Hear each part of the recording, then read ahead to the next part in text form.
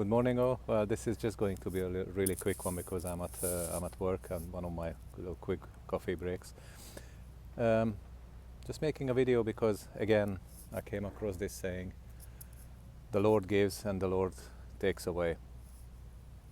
It just reminded me to a conversation that I had with one of my colleagues who's a Catholic, and he's a lovely chap, but I also find that a lot of believers having this kind of having this belief, because it's written in the book of Job, chapter 1, right after Job has lost all his livestock being taken away from him, all his servants had been killed, and there was a great storm, and the house where all his children stayed at, 10 of them, they all died, and the house collapsed and got destroyed.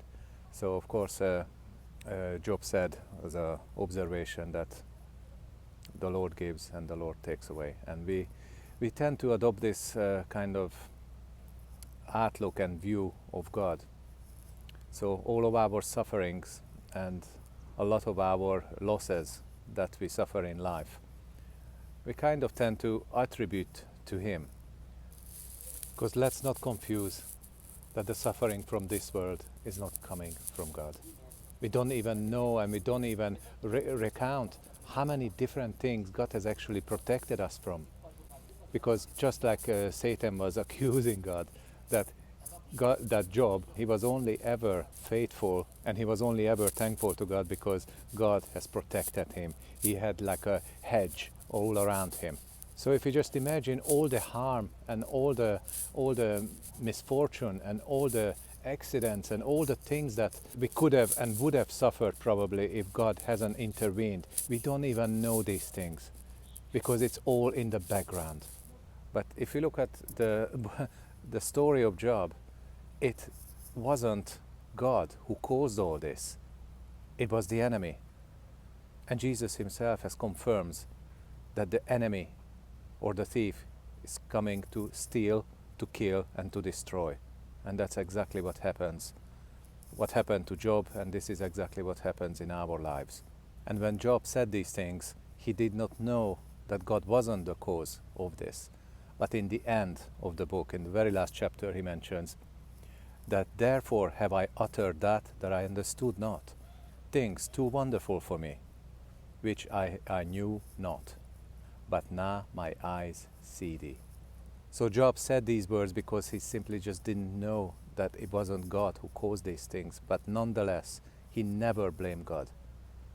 But yet us, sometimes we tend to have this kind of mentality, have this kind of reasoning and wisdom, this twisted and distorted kind of wisdom that we got through from Adam, that we get through from the world, worldly wisdom.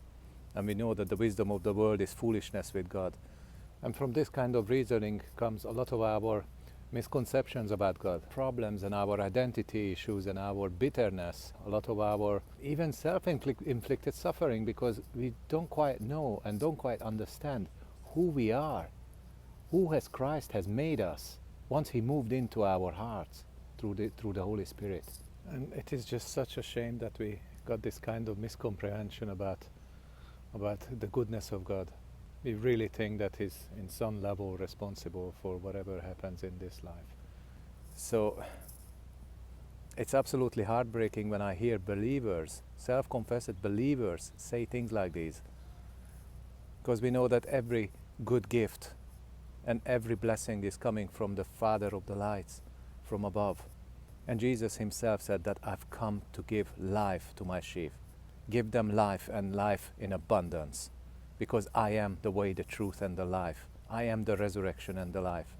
So God is not giving us suffering. He's not giving us death. We got death through sin, because death came into the world through sin. And we all born into sin. We all born into Adam. We all born into death and condemnation. But Jesus strips all this away from us.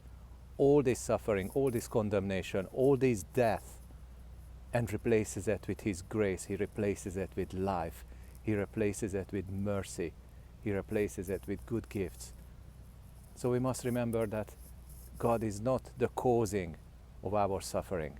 If we think God doesn't love us and He permits us to suffer, then why would He send His Son to die for us? If you think God doesn't love you, why would He send His Son and put Himself through the most terrible punishment that a human being has ever received if He didn't love you?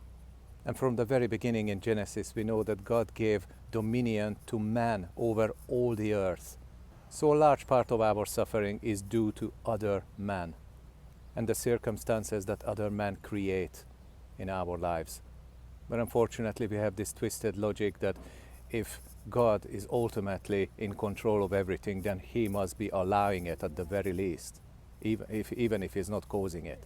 But so this kind of reasoning is absolutely twisted, and it's coming from the devil. It's not coming from God. It is the wisdom of the world. And this is what we never must embrace. But we have the mind of Christ. Okay, I have to go. God bless you all, I love you all, and we speak in the next video. Bye.